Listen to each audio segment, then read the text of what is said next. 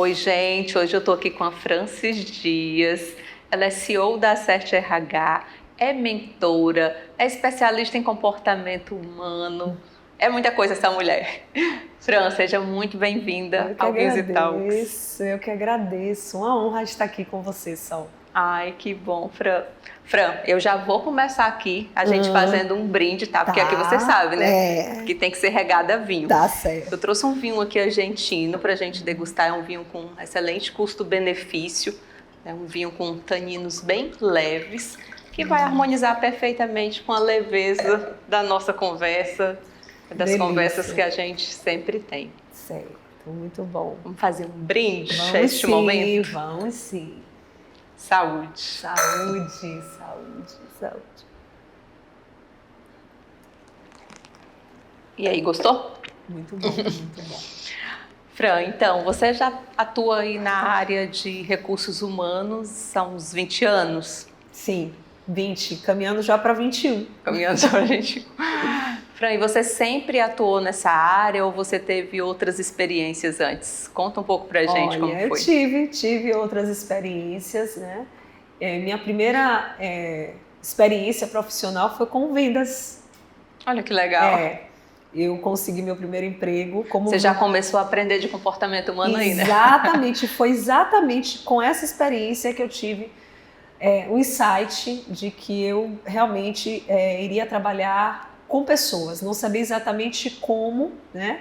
Em que área seria, mas eu tinha muito prazer ali no contato com as pessoas. Não era necessariamente a venda, mas o contato, a troca com as pessoas, a orientação. Eu trabalhava como vendedora de uma loja de roupa, né, de uma marca conhecida aqui, né, em Salvador, e eu lembro que o dia que me chamou a atenção foi quando, no meu aniversário, as clientes começaram a chegar clientes, né, na minha carteira de clientes. Sim. E elas perguntavam qual era a peça, né, que eu indicava a elas, e eu indicava a peça e no final elas compravam a peça e me davam de presente. Nossa! Era bem querida. Eu tive aquele impacto inicial e aí chegou um determinado horário na loja e elas fizeram uma festinha para mim, né, trouxeram um bolo e ali eu percebi o quanto eu era importante para elas. E uma delas me disse, né, que toda vez que ela ia na loja, né, ela ia com um foco para fazer muitas compras e eu estava sempre ali orientando, acolhendo, aconselhando. E naquele dia eu tomei a decisão de que eu não queria ficar mais na loja, que eu queria buscar uma outra... Na verdade, eu já tinha assim, um olhar de futuro, né, para uma carreira voltada, talvez para lecionar da minha primeira formação como pedagoga, mas ali naquele dia, aquela experiência com aquelas clientes me fez compreender que era algo além. Foi um presente de aniversário muito maior. Foi muito maior, foi realmente assim uma virada de chave. E que eu não tinha noção, né? Eu tinha na época 19 anos. Sim. Tem muito tempo. Fran, durante essa tua jornada, né, quando você entrou realmente na área de RH, o que foi que você encontrou de mais desafios? Eu estou falando lá do início mesmo, assim, o que te impactou, assim, você lembra? Olha, o desafio, falando de RH, o maior desafio foi que nós não tínhamos, assim, eu costumo dizer que nós não tínhamos conteúdo, né? Era realmente, nós não tínhamos cursos, não havia um curso voltado para a formação em RH, né? Eu lembro que a minha primeira formação foram os livros mesmo. Mergulhando nos litros de Chiavinato. Eu tenho esse livro até hoje, com a data, todo riscado, com papel, porque dali realmente eu entendi o que eu queria. Eu li o livro todo do Chiavinato, aquele bem grosso do Chiavinato. Aquela Bíblia. E foi ali, eu lembro que eu ficava ali conhecendo sobre o que de fato seria um RH. Apesar de ainda ter ali uma linguagem mais tradicional, mas ele trouxe esse despertar do que realmente seria a gestão de pessoas, né? Sim. E a partir dali o grande desafio foi exatamente esse, entender sobre o que de fato, o impacto dessa área, da área de gestão de pessoas dentro de uma organização, né? Eu ficava muito voltada ali para o recrutamento e seleção, a contratação de pessoas. Você trabalhava dentro de organizações. Isso. Eu estagiei, né? Eu fiz uma carreira inicial em uma empresa com mais de 10 mil funcionários. Na época, comecei como estagiária e comecei a fazer minha carreira lá. Ficava um pouquinho na área de recrutamento, de treinamento, e fui buscando, estudando e fui me apaixonando. E entendendo que era muito, mas muito maior do que aquilo que eu estava vendo e aquilo que me proporcionavam ali, né? Porque havia uma limitação do conhecimento da área. Então eu fiz esse movimento de busca mesmo, sabe? De uma maneira muito proativa e protagonista mesmo. Sim. Fui buscar, né? Aquela estagiária que queria ir ganhar o mundo. Isso, queria ganhar o mundo. E tem um fato interessante que na época eu estava formando e a minha monografia, né, foi falando do papel do pedagogo no século XXI. Então eu fiz a monografia toda voltada para o papel da educação corporativa, olha, né, há mais de 20 anos atrás. E eu lembro que quando eu fui apresentar a monografia, muitas colegas riram de mim. Imagino. Né? Porque fugiu completamente do contexto do tema. Alguns professores na época até diziam assim, mas por que você está falando sobre isso? Eu fiz, mas é porque eu acredito. Né? E hoje eu vivo, né, fazendo isso. Fazendo isso. E a tendência é essa, né? Fran, e quando que você decidiu empreender, né, e construir o teu próprio negócio? Como foi essa transição? Olha, eu nunca pensei que eu fosse empreender. Nunca. Porque eu acreditava muito no CLT, né? E acredito, não que eu não acredite, mas assim, eu fui criada, fui programada emocionalmente pelos meus pais de criar carreira, me aposentar naquela empresa. Então, havia um orgulho muito grande dos meus pais de me ver ali, não sei quantos anos, né? E Sim. sempre sendo reconhecida pelas minhas lideranças na época. Comecei a viajar o Brasil todo com uma responsabilidade grande, então havia um reconhecimento familiar também. Eu sou caçula de três filhas lá dos meus pais, e eu lembro que eles tinham muito orgulho, e isso me potencializava, empoderava, me empoderava, e eu me sentia também assim, achava bonito. Todo ano que passava eu fiz, meu Deus, eu já tenho 5 anos, eu já tenho 6 anos, eu já tenho 7 anos, e isso eu ficava...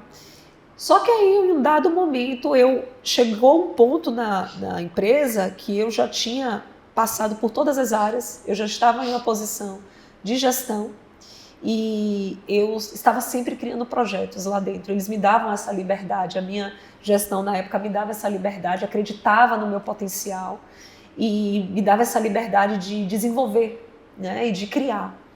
E quando eu comecei a fazer esse movimento, eu acho que um bichinho me mordeu, né? O bichinho. Eu costumo dizer que tem o bichinho do empreendedorismo que morde a gente. De repente eu entendi que não era, que era muito além daquele contexto ali, que eu precisava ajudar empresas, que eu precisava compartilhar aquele conhecimento. Chegou um ponto que aquilo que eu já tinha desenvolvido lá, eu já não conseguia, eu entendi que, olha, agora é dar continuidade ao que eu já fiz aqui. A tua missão era muito maior. A minha missão era muito maior. Era muito ainda confuso um pouco para mim, eu tive muitos medos, né? Tive que quebrar muitas crenças e romper assim com o medo mesmo de empreender. Foi quando eu recebi um convite de uma empresa de tecnologia que me ligou e me falou, né? Olha, nós soubemos, né, que você faz um trabalho na área de gestão de pessoas, que você trabalha aí em uma empresa na área de RH e nós precisamos implantar o RH. Eu não pensei 2 vezes. Né? Tomei a decisão com medo, fui com medo mesmo. Né? Isso aí. Não foi um processo fácil para mim, né? Foi um marco na minha vida, porque foi bem sofrido. Eu costumo dizer que eu terminei uma relação amando aquela empresa que eu estava. Eu imagino. Eu amava o que eu fazia, mas a minha missão era muito maior. Então isso me impulsionou a tomar a decisão de empreender. E lá se vão 15 anos. 15 anos. E depois que a gente é mordido por esse bichinho, a gente não volta mais. É muito difícil. Volta, E você é casada, você tem 2 filhas lindas. Isso. Você sempre teve o sonho de ser mãe? Muito, sempre. E assim, você sempre nessa pegada, né, de muito trabalho, nessa correria. Como é que foi a maternidade para você? Também um fato interessante, eu amo falar que eu sou mãe, eu amo ser mãe, eu sempre sonhei com a maternidade, isso sempre esteve no meu projeto de vida, né? Desde menina, eu sempre sonhei em ter... Aquela menina que brincava com as bonecas, pensando... boneca e professora, né? As bonecas e queria... e a professora das bonecas. E eu sempre, assim, sonhei com a maternidade, casei, né? Meu esposo, Robson. E aí nós engravidei da minha primeira filha, eu sempre tive uma característica de ser, né, as pessoas me chamavam, Fran, você é bem workaholic, né, eu realmente, porque eu amo o que eu faço. Sim, né? Então, quando super você... entendo. Super entende, né, Sol? Quando você gosta do que você faz, gente... É uma diversão, né? É muito bom, é prazeroso. É prazeroso. Né? É prazeroso, então você acaba, tudo lhe leva a querer produzir, a fazer, você está sempre com ideias. E aí veio a maternidade, eu engravidei, continuei, parece que minha energia foi lá para cima, depois eu fui estudar, que nesse período da mulher, né, tem um período ali da maternidade, quando você está ali na gestação, em que você parece que sua energia parece que triplica, já te preparando para o que vai vir. E aí eu tive a Ana, que foi assim, gente, quando a Ana chegou, que eu olhei para a Ana, eu disse, ela é minha? Né, no hospital, esse bebê é meu, eu ficava assim, é meu, eu vou ter que levar ela para casa comigo, né? Preparei tudo, a ficha caiu ali no hospital. E aí começou realmente a maternidade junto com uma rotina de trabalho intensa, que para mim era algo que eu não abria mão, inegociável, e a maternidade me pegou de uma forma tão profunda, que eu realmente, assim... bagunçou internamente, né? Eu fui tomada por um amor, por uma necessidade de cuidar dela tão forte, na mesma intensidade que eu tinha de ser aquela mulher workaholic. E eu tive assim, eu lembro que na época só tinha Facebook, né? Porque a minha filha mais velha tem 11 anos. E eu não queria postar nada, não tinha preocupação com nada disso, né? Teve gente que só veio ver a foto de Ana bem depois. E eu precisei buscar ajuda num processo de coach, né? Com uma coach muito querida, Solange, sua xará, e eu fui buscar uma ajuda, nós precisamos buscar ajuda, né? Sim. E eu vi que eu estava confusa ali. É autoconhecimento puro, né? Exatamente. Maturidade, quando a gente tem esse autoconhecimento mesmo, de dizer assim, eu preciso. Eu consigo ir até aqui, mas daqui para frente eu não consigo ir sozinha. Exatamente, e assim, Sol, um ponto importante foi que eu entendi ali começou um processo de realmente de um novo nível de maturidade, né? Como mãe, porque eu me vi ali sem conseguir voltar ao mercado de trabalho. Eu tinha decidido, eu disse para meu esposo, olha, eu não vou mais, eu quero ficar um tempo em casa e cuidando só da minha bebê. E aí eu comecei o processo de coach com ela e ela me levou a fazer, né, várias reflexões e foi tão bonito esse processo que eu saí numa reportagem até do Jornal à Tarde. Eu tenho guardado essa reportagem e Ana, ela revisita essa reportagem. Ela fica orgulhosa, às vezes ela, mãe, você parou tudo. Eu fiz, parei, viu? Ela vê lá, valoriza. Viu a reportagem, eu tenho guardado com muito carinho, falando, né, que sobre esse processo de transição. E aí eu consegui, né, após, e não fiquei esse tempo todo não, viu? Com 6 meses estava eu de volta. Fui tomada assim, mas depois já fui entendendo, porque realmente é um rebuliço, né, dentro da gente. Sim, imagino que seja. E aí comecei e voltei à rotina, mas sempre coloquei ali, comecei a assumir outros papéis, né? Então o papel da maternidade, de ser mãe, esposa, empresária, e entre outros papéis. A gente tem de amiga, de filha, são tantos, né? Exatamente. Fran, e com a segunda filha, com a Mariana, como que foi? A gente costuma dizer que eu tive Ana aos 30, Mariana aos 40. 10 anos de diferença. 10 anos de diferença. E ela foi programada? Mariana, eu costumo dizer assim, que Mariana, nós desejamos Mariana, muito. Mas ela não veio no tempo que eu planejei, né? Eu planejei a Mariana para um tempo, né? Mas Deus quis Mariana em um outro momento da minha vida. E eu costumo dizer que Deus me preparou para receber Mariana. a minha e ao meu esposo. Mariana veio completamente diferente de Ana, e Mariana nasceu em 2020, na pandemia. Na pandemia. Então, essa mãe que já estava em uma fase diferente, né, com a filha mais velha, com vários projetos, início de ano, e aí eu descubro uma gestação em março de 2020. A pandemia, eu digo que oficializou a pandemia no dia 17 de março. E aí eu me vi lá e a minha barriga cresceu em casa, nos onlines, né? O pessoal me via daqui para cima e de repente eu levantava e a gente tomava o suco. Como assim? É isso aí, tá? Né? E aí a Mariana veio muito diferente da Ana, né? A Mariana veio com a energia e com um perfil, né? Que eu precisava estar preparada para a chegada dela, né? Ela me desafia, ela tem 2 anos, mas ela me desafia o pai, ela tem uma energia muito alta, ela interage muito, a Ana é mais introspectiva, mas ao mesmo tempo posicionada, é mais tranquila, mais calma, mais serena. A Mariana é muita energia e numa fase em que eu estou, né, preparada para poder receber e respeitar a essência da minha filha. Isso é muito importante. Muito fundamental. Entender, né, isso. Isso. Porque às vezes os pais, de uma forma inconsciente, né, eles têm a mania de comparar, né, o comportamento de um com o outro. E você como uma especialista em comportamento humano, você às vezes fica analisando as suas filhas? Demais. Tem pra onde correr não, gente. Eu analiso e eu agradeço por ter o conhecimento. Não conheço, não sei tudo, mas eu busco. E eu assim, me sinto grata, muito grata por ser mãe delas, mas principalmente por ter acesso a um conhecimento que eu posso tornar, eu tenho uma influência, uma responsabilidade, acho que a palavra é essa, responsabilidade de fazer delas 2 mulheres incríveis, de pelo menos ajudá-las, né? Elas têm a trajetória e a jornada delas, eu não vou... Pelo menos de direcionar. Direcionar e contribuir, a palavra é essa, contribuir para que elas sejam mulheres incríveis, realizadoras, que saibam lidar com os desafios, com as limitações, que façam boas escolhas, né? Que respeitem a essência delas, porque o conhecimento, o processo de autoconhecimento, quando eu me autoconheço, eu tenho condição de respeitar a essência do outro. Sim, isso é muito importante. Demais, só.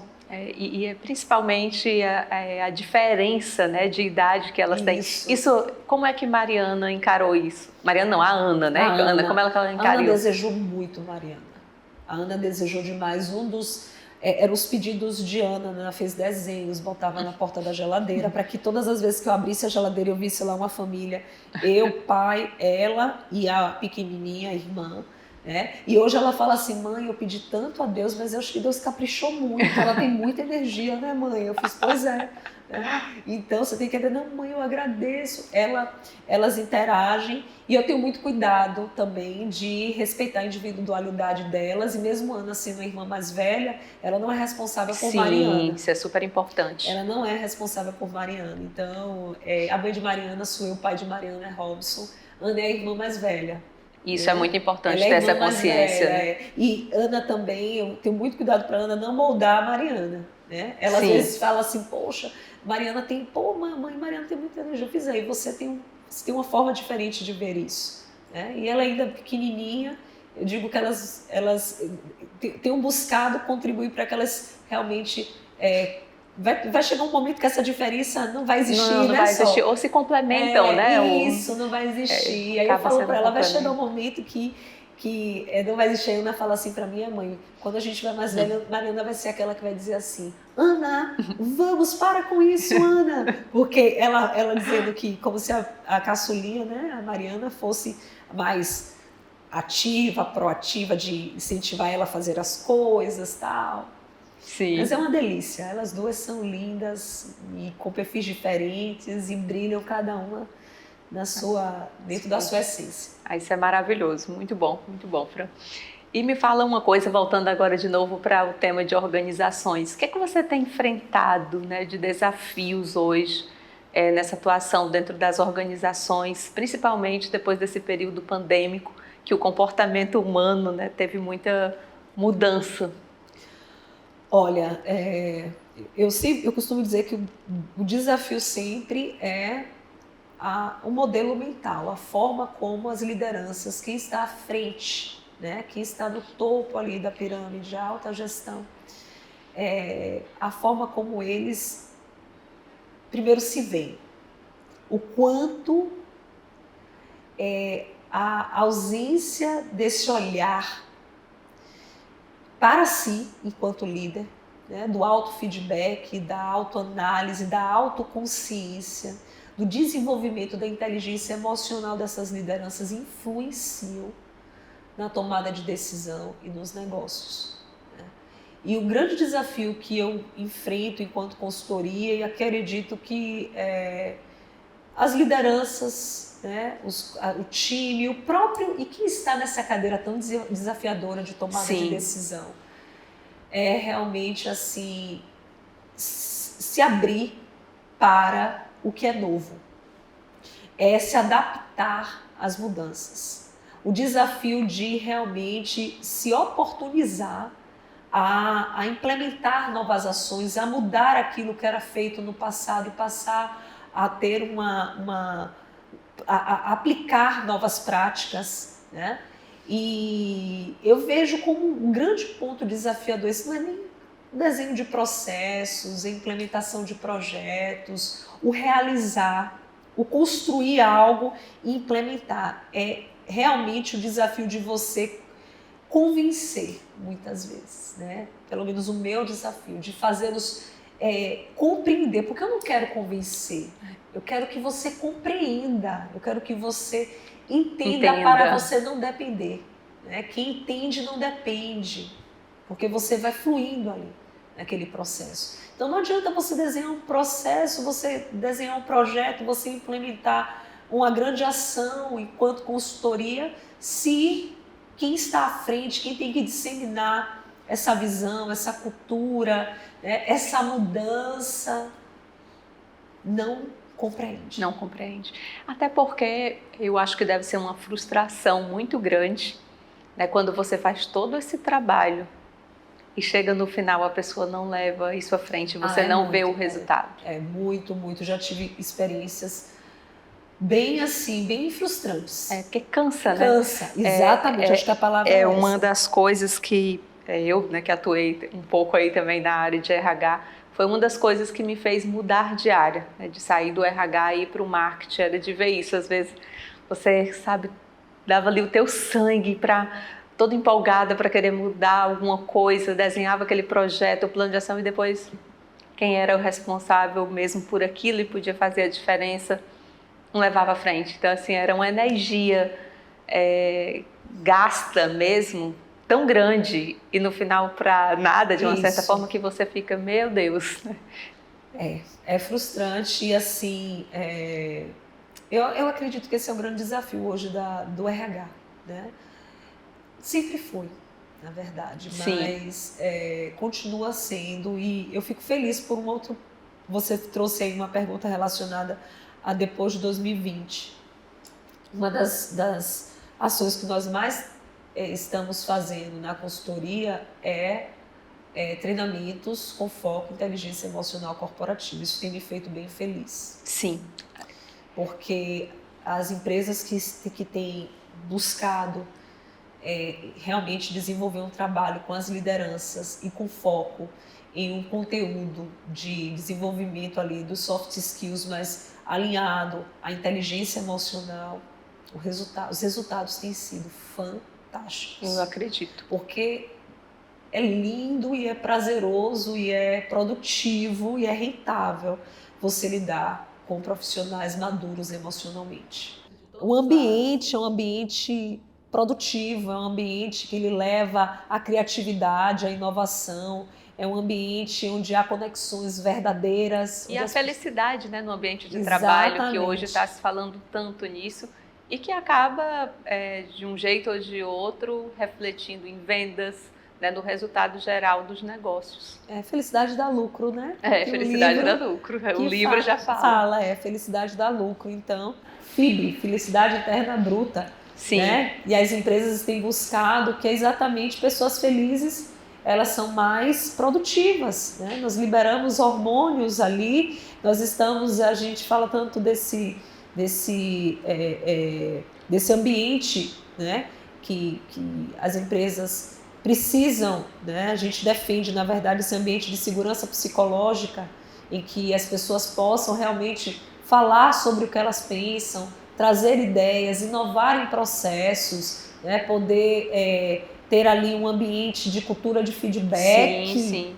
Quanto é importante a cultura do feedback. E do feedback contínuo, né? Porque as pessoas às vezes têm muito essa coisa, sei lá, passa 6 meses, não dá um feedback para o colaborador, quando faz uma avaliação de desempenho, traz ali à tona um monte de coisas que ele nem tinha noção que estava acontecendo. Né? O feedback oportuno, ele é tão poderoso. É muito. Algo que aconteceu ali, eu já pontuo naquele mesmo momento, sendo esse feedback positivo ou negativo, tudo é o como. Eu defino muito essa palavrinha mágica, né? Que é o como e caixa alta. Sim. Eu costumo dizer assim, vamos falar do como e caixa alta, não é o que fazer, é como fazer, é como eu dou feedback, é como eu dialogo com as pessoas, é como eu vendo um projeto internamente, eu acredito é como eu defendo nisso. uma ideia. Isso faz toda a diferença. Até no falar, até no dia a dia da gente, não precisa nem ir dentro das organizações, sim, né? Sim. Sempre é o como. O como, um pedido, uma forma de falar com as pessoas, de olhar para as pessoas. É isso mesmo. E a vida fica muito mais leve, né, Sol? Vamos combinar. Fica e é muito isso que a gente leve. busca, né? Todo mundo busca hoje. Exatamente. Fran, e depois da pandemia, né, que a gente tem aí um número grande de pessoas com síndromes de tudo quanto é jeito, você tem se deparado muito com isso nas organizações? Muito.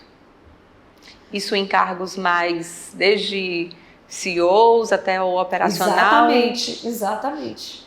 Não tem um nível, né? Olha, eu não tenho um dado aqui específico para dar para você. Posso falar dos clientes que a gente caminha. Então, a gente tem sido muito procurado, algo que não acontecia há uns 2 anos atrás. Então, as pessoas têm tido a iniciativa de procurar, né, a consultoria, os RHs, para poder falar, dialogar, se abrir, né? Falar dos seus problemas, muitas vezes uma produtividade, né? As empresas que realmente aplicam, né, as políticas lá de gestão de pessoas e acompanham e analisam ali que a produtividade de um colaborador caiu muito, e quando vai entender, não, é algum problema, às vezes não dele, mas da esposa, do que filho, está afetando que está com ele de algum jeito. Tipo de problema, né, emocional, alguma síndrome. Então, isso se reflete no dia a dia daquele profissional, e ele só precisa conversar.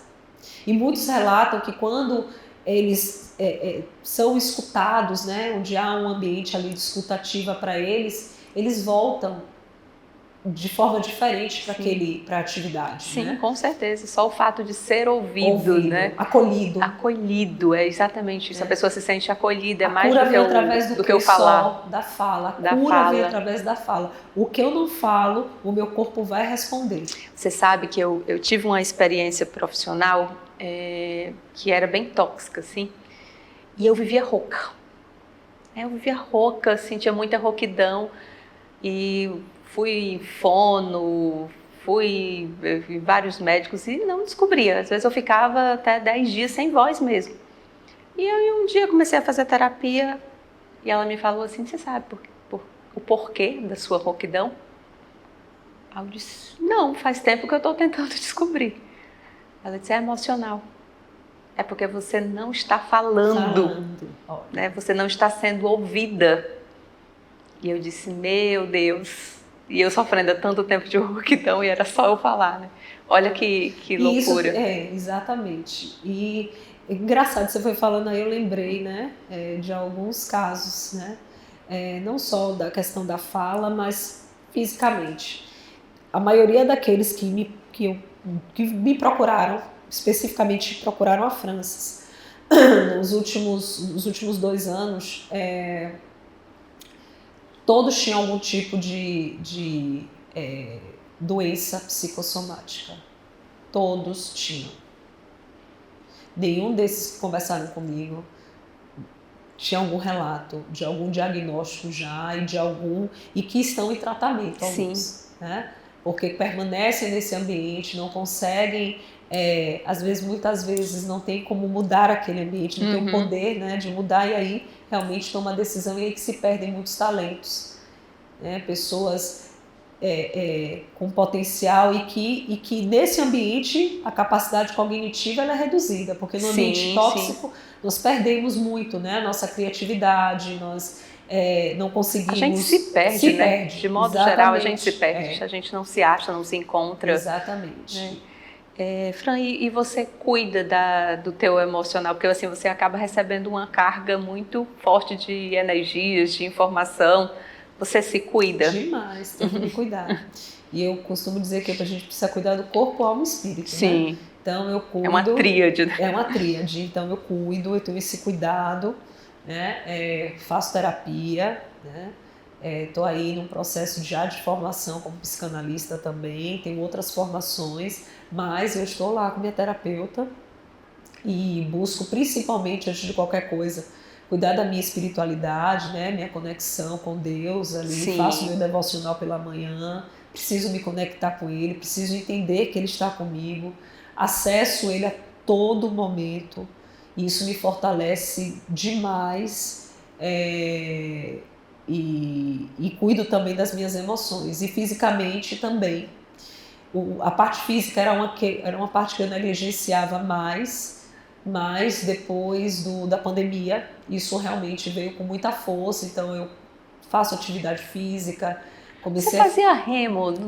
Eu faço remo ainda, né? Tive uma pausa agora, né? Eu tive que fazer uma pausa justamente porque eu descobri algumas coisas, tanto no remo quanto no boxe. São 2 esportes que eu gosto muito, mas eu precisei fazer uma pausa e comecei só a fazer realmente a parte de musculação, mas de uma maneira assim, meio... porque você tem 2 esportes também, né, bem puxados. Pois é, querida. Acho que Mariana também, quando Mariana chegou, meio que assim, será que precisa entendível, dos outros, né? Porque agora, Mari, eu estou começando eu corro pra cá, eu subo, eu desço, eu danço, eu faço 1000 coisas com ela. Eu estou entendendo um pouco da energia de Mariana. Essa pessoa que faz... você entender mais. É a pessoa que faz remo e boxe.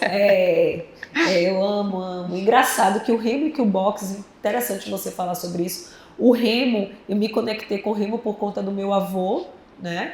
Que foi pescador. Então, o remo, quando eu entrei na canoa, eu me lembrei automaticamente do meu avô e das minhas experiências com ele na infância. E aí isso veio à tona, e essa experiência do remo, que foi no dia do meu aniversário, eu quis comemorar de uma maneira assim, não, vou fazer só uma vez. Acabei me apaixonando, né, pela experiência. E o boxe, o meu pai, né, que sempre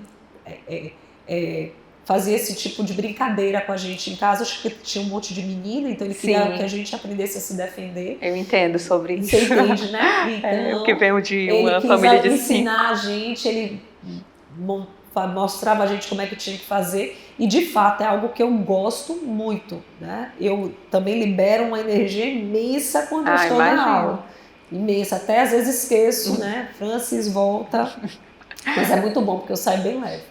Isso é muito bom mesmo. Eu amo. Fran, amei nossa conversa. Também, mas espera, tá? Que eu ainda quero que você deixe uma mensagem aqui pra gente, você que tem um conhecimento humano, né, maravilhoso. O que você deixa de mensagem para as pessoas? Pode deixar uma mensagem aberta. Olha, eu vou deixar uma mensagem sobre o desfrutar da jornada. A gente precisa aprender a desfrutar da jornada. A vida, ela é um presente. Estarmos aqui é um presente. É verdade. Né? Poder estar aqui conversando com você, poder me sentir a Francis, sentir essa troca com o sol, é um presente. É um presente. É um presente, e a gente precisa desfrutar da jornada. É uma jornada, ela tem um fim. E a gente tem que aproveitar. Quando a gente vai acabar. É uma coisa... E a gente não sabe o dia que vai acabar. Sabe. Então, esse é a grande sacada da vida. O que é que eu tenho feito durante a jornada? Como eu tenho desfrutado da jornada. Tem uma passagem só bíblica que eu amo, em Eclesiastes, não lembro exatamente, mas fala assim: vocês ficam correndo atrás do vento. Parem de ficar correndo assim atrás do vento, né? Ou seja, Deus deu a vida para a gente poder aprender a desfrutar dela.